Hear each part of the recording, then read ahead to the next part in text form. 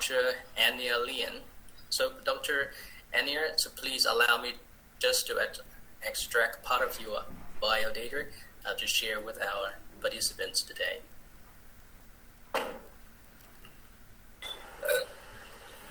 Dr. Andy Lien, senior lecturer, is equivalent to associate professor in education in Charles Darwin University, Australia.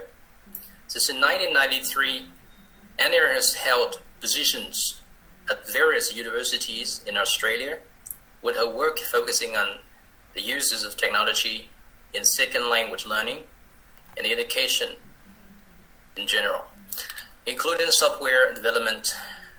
She has also worked at the National Policy Office of the Council on the Aging in Canberra, and has a history of working on voluntary basis with the wider community in sustainability projects within the framework of Queanbeyan Business Council, New South Wales. And there has been a keynote speaker at a number of academic conferences, both in Australia and in Asia, as well as today at AsiaCALL 2021. And her topic today is team teaching with overseas partners on the days of the new normal. A better way to introduce innovation and build local expertise. Dr. Andy Lien, welcome. Thank you so much. So I tried to make it all work, but if it doesn't, please let me know. I hope you can see the presentation. Yeah, that's clear, and we hear you well. So the title is Team Teaching with Overseas Partners in the Days of a New Normal, a better way to introduce innovation and build local expertise. So some of the things I will report on today emerged because of my research and experience with, of working with my collaborators and my doctoral students, but some things actually emerge spontaneously, and on hindsight I can actually say that they are worth sharing as actually innovations. Sometimes you do amazing things and you had no idea that they were maybe game-changing. Yeah. So before I start, being an academic and academically minded, and most of us are, whatever I will say may matter, but I think that all of this needs to be seen within the broader perspective of the question, what is our job as language teachers? I think the answer is never simple, because if it was, we wouldn't have so much research and we wouldn't have so many policies and policy changes as times change as well. So it's not simple, it's not straightforward, and I think reflecting on this question is fundamental to anything else we're doing. So I've worked a lot with I had a lot of doctoral students in from Southeast Asia, and we've done a lot of background searching and to better understand the context of their own projects.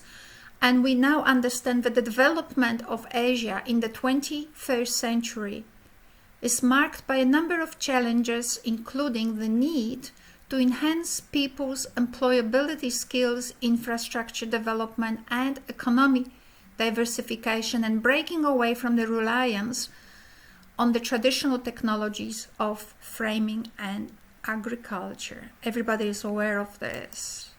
Education plays a significant role in this process of change, and countries within the ASEAN community have undergone major educational reforms, aligning their educational structures and objectives with international policies and standards. And that's where our pains begin.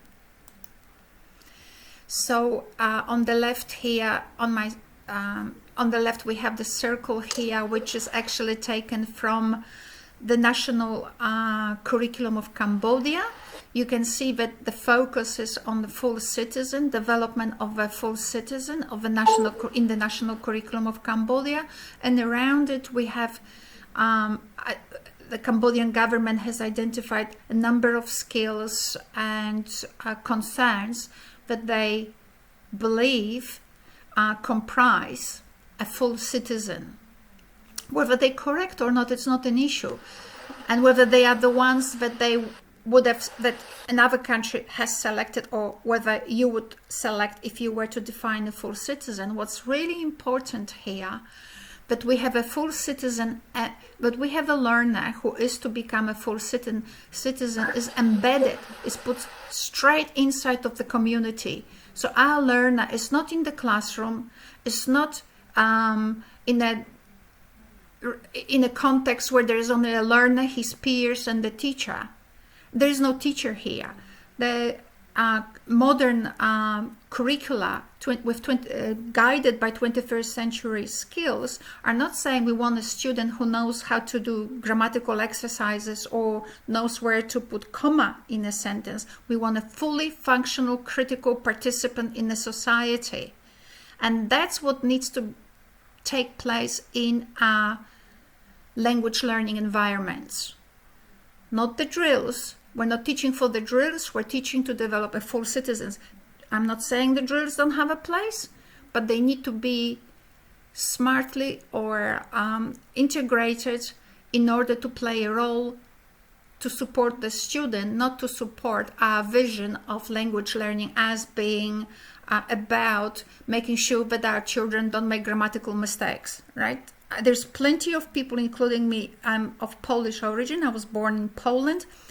I've been here in Australia for 35 years. I'm sure I make grammatical mistakes left and right. So do my PhD students, yet they are able to argue, to write, to complete PhD, right? So we want a critical participant. So these higher order, what I call higher order thinking skills are the focus. So what questions would come out from this focus? I invented it more of these 3 R's last night as I was preparing for this presentation, but the model itself, obviously I didn't invent, and the work of my doctoral students and my own work as a teacher educator is informed by these. Some questions I might raise here. How to teach English for the students to relate their learning to personal and broader contexts, concerns and values. This is what the modern curricula ask of us. How to teach English for the broader community to see the relevance of this endeavor. You may think it's maybe not important, but community engagement is very important. And I learned from my research with my PhD students that in Cambodia, the community doesn't see the value in learning English. Why do that? And therefore don't support their children in studying English. Oh, it's too difficult. Teachers and principals don't know how to deal with it. Researchers completely wash their hands away from the problem. They don't care about community engagement, and everybody says it's a ministry's problem. The ministry is far away from the community, does this and that, but not necessarily everything that it's needed. That needs to be solved. And the third question is how to teach English for the students to learn and utilize reflective thinking processes. So 3 R's came out by accident, but these questions should inform all our teaching designs, not just selected ones. Or, this is the introductory foundational unit, so we're only covering grammar before we go to full citizen. In Australia, you couldn't do this. In Australia, you would need to cover these 3 R's, these 3 sort of questions in every context in the public. If you teach in the public sector, in the private sector you can do whatever, but in the public sector these questions need to be answered because of the change of the 21st century skills frameworks. So in Australia, curriculum is very complicated. Here you see my own interpretation of how I work with the Australian curriculum, how I teach my students to work with the Australian curriculum. So we have so Australia is not so much interested in subject areas. Well, we are, but not really. So physics and biology and English do matter, but what really matters is whatever we teach in order for our students to develop transformative capabilities, which is the personal and social capabilities, ethical capabilities, and creative critical thinking capabilities. So whatever subject areas we have, they need to be taught in such a way that we focus on those general capabilities or transformative capabilities, while at the same time engaging themes from what we call cross-curriculum priorities, which is indigenous knowledges, Asia-Australia connections, and also sustainability themes. Quite a complex structure, and I can tell you that it does present problems to Australian teachers throughout Australia, so it's not like it is simple. So in a nutshell, the objective of transformative education is to develop these skills through designs that support lifelong learning skills. All these skills, critical thinking, team work, and so on, are lifelong learning skills. And the student is not seen as a book into which we write, as an engaged student, as a student capable of thinking and acting on increasingly informed basis. So the old habits die hard. I was a keynote speaker at another conference just recently, and that I took this picture from someone else's presentation, and this particular university lecturer observed that when judging doctoral students' thesis, he felt that there was very little theorization in those studies, and they were just, they call them dry, but basically not well argued and not well informed. So the problem of how to integrate those general capabilities, those higher order thinking skills, is not a challenge only in Australia, but also in many other countries. What I would like today is to report to you on, in order to actually provide some meat now into my presentation and maybe some suggestions for future, what I would like to do is actually report to you on 3 different studies, 2 completed and 1 underway. So my doctoral students worked on academic writing projects, and both in a similar way.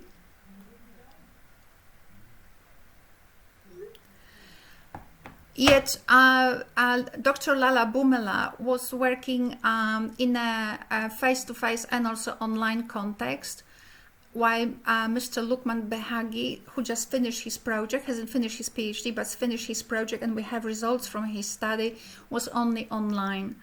And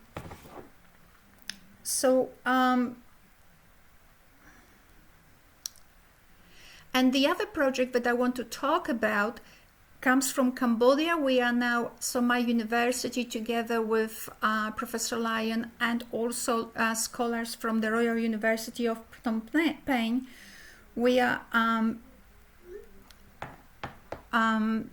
engaged in a project in Cambodia also to explore some of the strategies that we've used in those projects of Dr. Lala Bumela and also Lukman,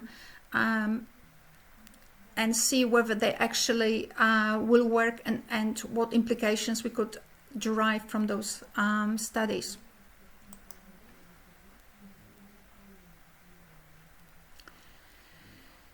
So in all these projects, our aim was to test designs that support students' understanding of how English works, but to do it in a way that we are not preaching, we are not doing explicit teaching, we are not hijacking the learning process. We put the student in the center, and we use processes that enable reflective, community-oriented, and team-based learning.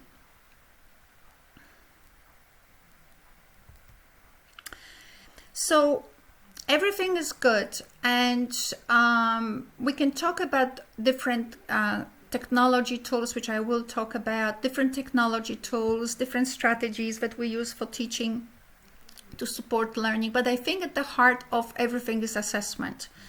So in the publication that I submitted for the proceedings of our conference, I paid attention to actually include also information about assessment. Now, this is actually assessment structure, or these are assessment activities that we actually have proposed for the project that we're running currently in Cambodia. And the whole experience of these kinds of activities was informed by early work of Professor Andy Lien when he was a teacher at the University of Queensland, of the teacher of French. So that was kind of like the background. And then our student Maliwan Buranapatana completed her thesis in Thailand, and she's done this amazing project. So based on all of these experiences, and also on the experience of our students in Indonesia, we've devised for Cambodian students these nice assessment tasks. So the first one is for students to actually create a website, divide into groups. Every group creates websites for communicating between themselves and the broader community. And on these websites, they produce different types of text in order to reflect, in order to function as a link between the university world and the broader community, and also maybe the international world. So students produce stories. Students also are required to produce advertisements of their own university so that the world can learn about them. And also in the third task, we've done something new we haven't done before. I'm not sure whether we've done it in Lukman's study, but basically the idea is not just develop the English skills, but also for students as they are learning to be increasingly better writers and readers of English text. We would like them to actually translate these new skills into their own first language. So the students create an online presentation, but at the same time they will translate this presentation, or see how an attempt to translate this presentation into Khmer will look like, and then they will evaluate how English works as a presentation language, and also how it compares with Khmer. And they will take their presentations to their local communities, and they will share whatever they would like to present to those local communities, but now in Khmer. So their English presentation is online for the community that they invite to participate and to participate to engage through the website, but also they will go to the community and they will share whatever learning English enabled them to pull out from the world, whatever interesting things they found when studying about things in the world through English. Now they bring these things and they will share them with their local communities in Khmer. So in that sense, the institution that teaches English now engages with the local community in Khmer, while at the same time using English as the language of bringing communities together. So everyone can go back to the paper and read some more detail about it. Now I would like to talk a little bit about technologies we used. So before I introduce the framework for how we and what technologies we chose for this project, I might just first introduce the first one, which is the pronunciation classes or activities devised by Professor Andy Lien. So whenever you look up Professor Andy Lien on the internet, you will find a lot of resources on this subject, how he does it, why he does it, what the findings have been from his projects. But for me today, what's important, that the framework of verbotonalism, which is the paradigm in which Professor Lian works, is all about load reductions. Now, a lot of you have studied the concept of load reduction in second language acquisition, through second language acquisition research, so some of you may not be unfamiliar with the concept. So some of you might connect it with Michael Long and his interaction hypothesis. Now, there is a difference though. Load reduction is extremely important. What it does say is that students have entrenched processes or entrenched mechanisms for processing English, and they are informed by their first language. So now the idea is to remove some of those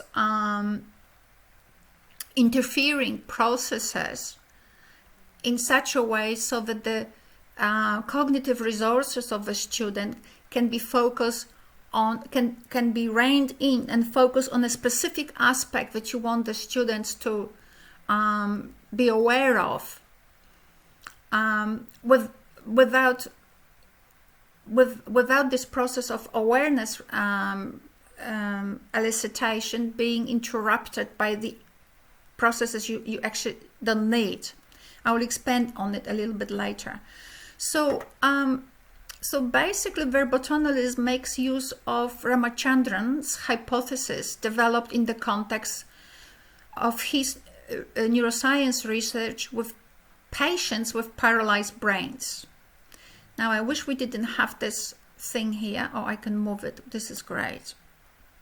That stipulates his... So Ramachandran is a very famous professor in neurosciences. He's worked with people who had paralyzed brains.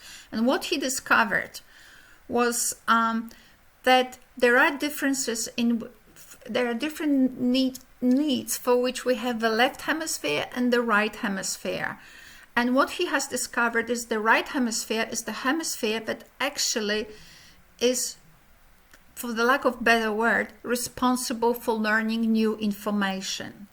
So when patients had their right hemisphere paralyzed, they were unable to learn. And they could not even see that they were not able to learn. They were continuously functioning in their left hemisphere, a happy hemisphere, while at the same time actually losing sight of the big picture. So,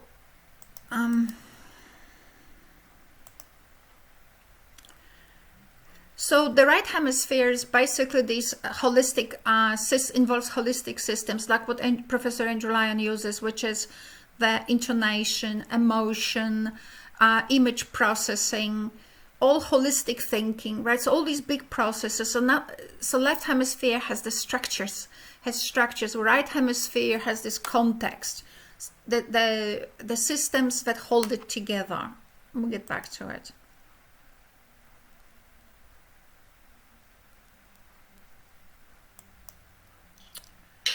So when we look actually at how the brain processes information, what we learn, but the idea that is persistent in education, which Crash and summarize in that symbol of I+1, is totally wrong. We do not we not only don't perceive information in chunks, I+1, a bit more.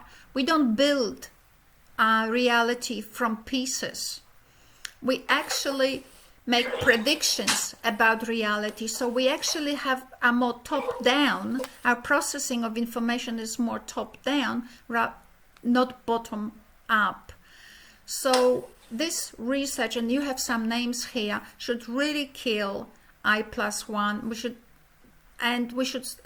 move towards more, towards exploring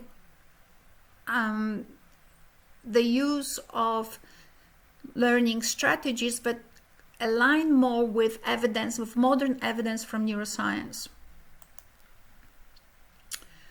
So other than Professor Andy Lien's pronunciation activities, which students were doing online, they basically totally online based, So they involve students listening to listening to recordings, pre-recorded sound activities.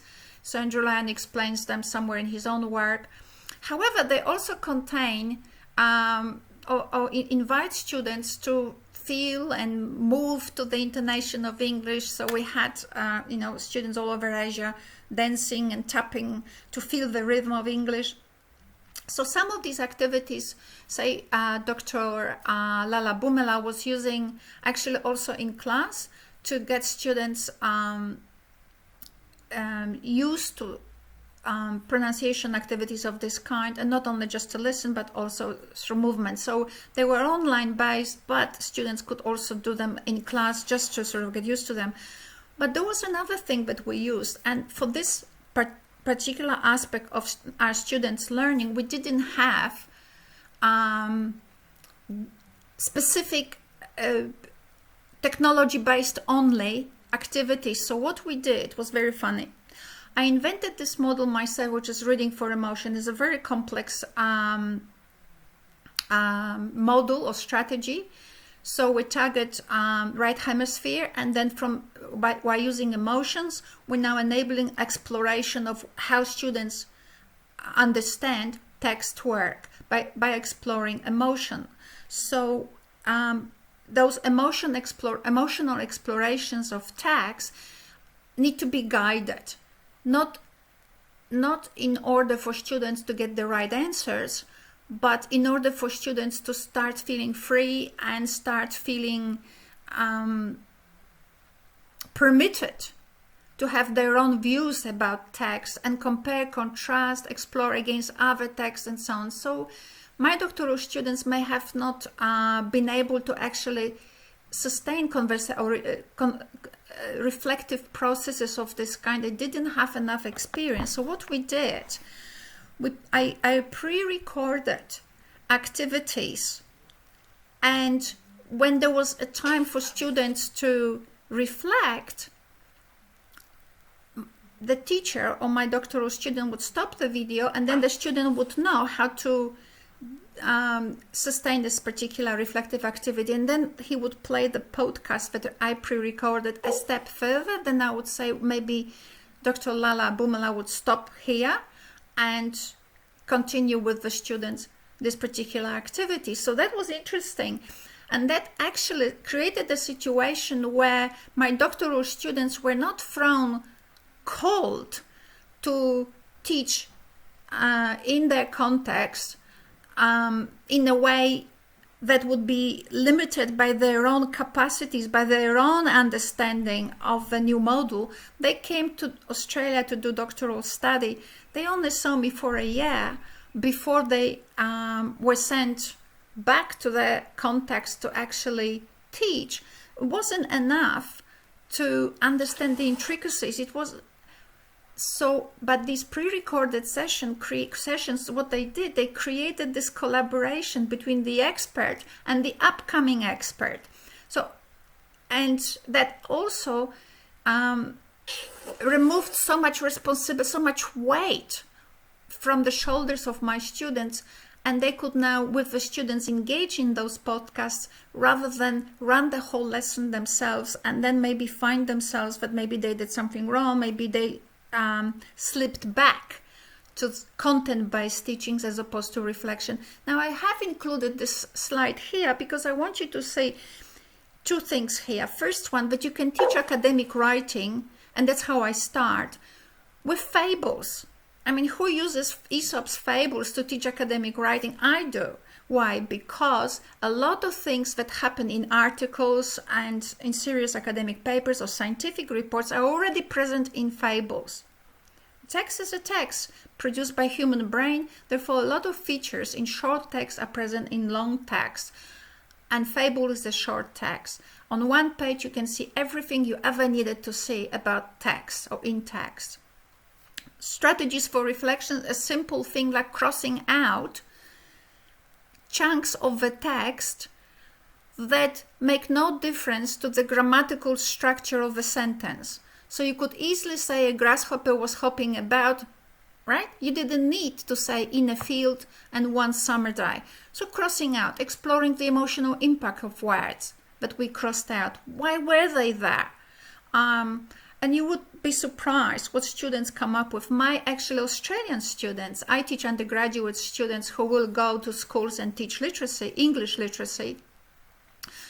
They come up with amazing, let's call them wrong answers. So they go all around to hypothesize why in the field, one summer's day, why did the author wrote it? You know, they thought that maybe it could have been okay to just remove these things and whatever. And after we've analyzed it for 2 hours, they go, oh my God, you know, so all these awarenesses happen. But that sustained reflection is extremely important to generate reflection on vocabulary, on the grammatical structures used, and also on the impact of the text. And we judge this impact in terms of emotions, because texts are written to manipulate the audience. We want to elicit specific emotional effect. Understand us, like us, connect with us, feel convinced, feel that you want to advocate on my side.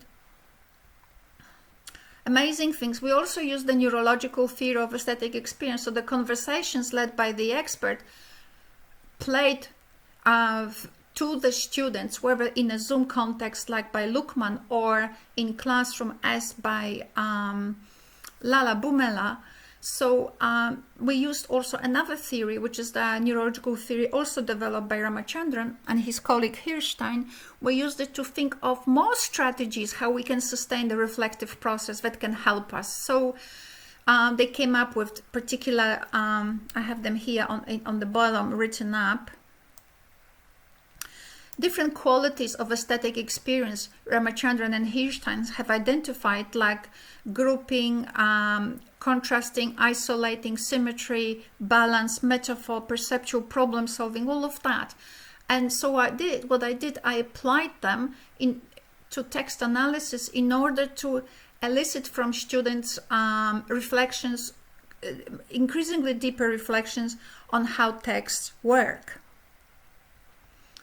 And it got my students to the point that they were able to summarize. Synthesis is one of the critical thinking processes, to synthesize. So when I ask my students in the beginning to summarize the Aesop fable, they say, well, there was a grasshopper, and then there was an ant, and the grasshopper was not working, and like they talk like 6-year-old children. But after we've done through all of these processes, led by the expert, communicated to students through the podcast, and then further engaged in at the local level by the doctoral student of mine, then beautiful things happen. The fable was about what happens when we do not plan ahead. Now, that's synthesis. To demonstrate this thesis, this is what the storyteller contrasted, right? And all of that. So I don't have enough time to talk about it, but you can see how helpful can be the expertise of the expert when actually engaged thoughtfully, and even if it was by accident, but we developed this strategy, it can actually result in amazing in outcomes in the local context of teaching, maybe outcomes that maybe would have been harder to achieve had the expert not been involved.